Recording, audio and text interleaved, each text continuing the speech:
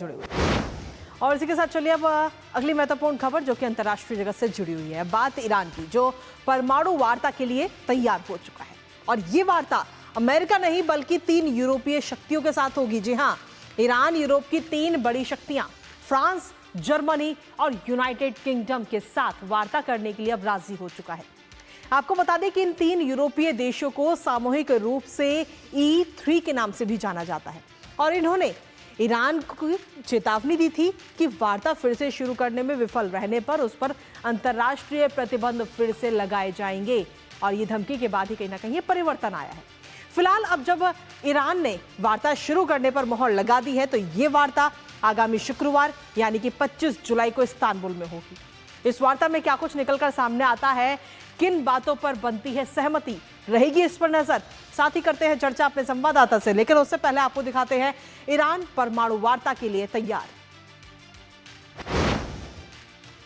तो ईरान इस वक्त परमाणु वार्ता के लिए तैयार है, जिसमें ब्रिटेन, फ्रांस और जर्मनी के साथ ये वार्ता होगी सीधे तौर पर। और इसके साथ ही आपको बता दें कि 25 जुलाई यानी शुक्रवार का वो दिन रहेगा जब ईरान के साथ ये बातचीत होगी परमाणु वार्ता को लेकर के।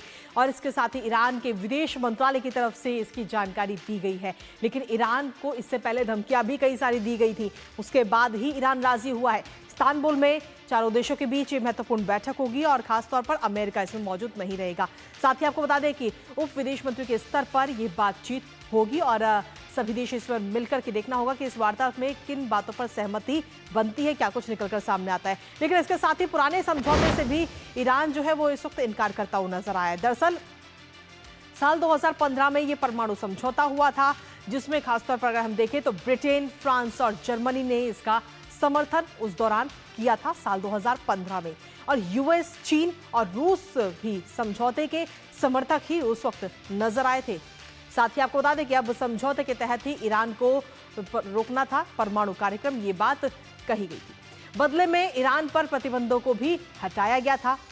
साल 2018 की अगर हम बात करें तो 2018 में समझौतों से अमेरिका जो है वो अपने आप ही बाहर हो गया था, जिसके बाद कहीं ना कहीं ये दूरियां भी और ज्यादा बढ़ती गई। लेकिन फिलहाल परमाणु वार्ता को लेकर इस वक्त ईरान राजी हो चुका है और 3 देशों के साथ ये वार्ता होनी है। शुक्रवार को ये वार्ता होगी। लेकिन खास बात यह भी है कि इस वार्ता से पहले पुतिन से भी मुलाकात होनी है। एक नजर उस पर भी डालें। दरअसल ईरान के विदेश मंत्री ने पुतिन से ये मुलाकात की है और ये मुलाकात कहीं ना कहीं काफी असरदार है। ईरान के परमाणु कार्यक्रम पर इस मुलाकात में चर्चा की गई है, जो परमाणु कार्यक्रम चल रहा है। और इसके साथ ही क्रेमलिन के प्रवक्ता दिमित्री पेस्कोव ने इसकी जानकारी खुद दी है। इस मुलाकात की जानकारी उनकी तरफ से सामने आई है। पश्चिम एशिया के बिगड़ते हालात पर भी दोनों नेताओं के बीच में बात हुई है। क्रेमलिन के प्रवक्ता दिमित्री पेस्कोव ने इस बात की जानकारी दी है, इस मुलाकात की जानकारी दी है। इसके साथ ही आपको बता दें कि रणनीतिक साझेदारी संधि पर भी हस्ताक्षर हुए और संधि के तहत हमला होने पर सैन्य सहायता नहीं दी जाएगी। ये बात भी कही गई है कि जो संधि है उसके तहत हमला होने पर नहीं देगा कोई भी सैन्य सहायता। इसके साथ ही आपको बता दें कि रूस का IAEA की निगरानी में असैन्य परमाणु अनुसंधान को भी समर्थन है। तो काफी महत्वपूर्ण ये वार्ता अब होने जा रही है शुक्रवार को और इस वार्ता पर हम सभी की नजर बनी हुई है। सीधा रुख करते हैं इस वक्त अखिलेश का, हमारे साथ इस वक्त जुड़ रहे हैं हमारे सहयोगी। अखिलेश, अभी तक ईरान कहीं ना कहीं राजी नहीं था परमाणु वार्ता करने के लिए, लेकिन अब वो राजी हो चुका है, क्योंकि इससे पहले धमकियां लगातार मिल रही थी। अमेरिका की तरफ से भी धमकी दी गई और साथ ही जो यूरोप के जो देश हैं, 3 बड़ी शक्तियां हैं, उनकी तरफ से भी धमकी दी गई, जिसके बाद अब ईरान राजी हो चुका है। क्या उम्मीदें हैं इस वार्ता से अखिलेश? देखिए, निश्चित तौर पे ईरान और अमेरिका के बीच की जो लड़ाई है, मतलब द्वंद्व है, जो लड़ाई भी कह सकते हैं कि थोड़े दिन के लिए अमेरिका ने बमबारी की, ईरान के जो परमाणु जो केंद्र थे वो परमाणु केंद्रों को नष्ट करने का दावा किया गया। उसके बाद निश्चित तौर पे ईरान पे एक दबाव काफी बढ़ा है। ईरान जो इसके पहले नहीं ये मान रहा था, तरह तरह की शर्तें लगा रहा था।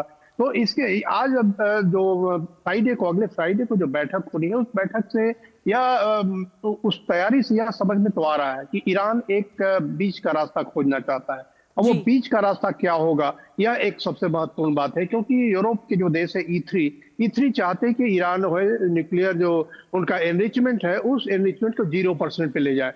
0% पे ले आने का मतलब है कि आप असैनिक भी कोई काम नहीं कर सकते हैं, क्योंकि परमाणु ऊर्जा के लिए भी आप एनरिचमेंट यूरेनियम नहीं कर सकते हैं। अमेरिका की भी यही इच्छा है कि कोई भी एनरिचमेंट नहीं करे ईरान। क्योंकि उनका यह मानना है कि अगर एनरिचमेंट में एक बार ईरान जाता है, उसके बाद वो एनरिचमेंट की जो कैपेसिटी है, उसको लगातार बढ़ाते जाता है और उसके बाद एक और बार फिर द्वंद्व की स्थिति आती है। उसमें यह भी है कि आईएईए के निगरानी को वो कितना मानता है, ये सारी बातें इसमें शामिल होने वाली है।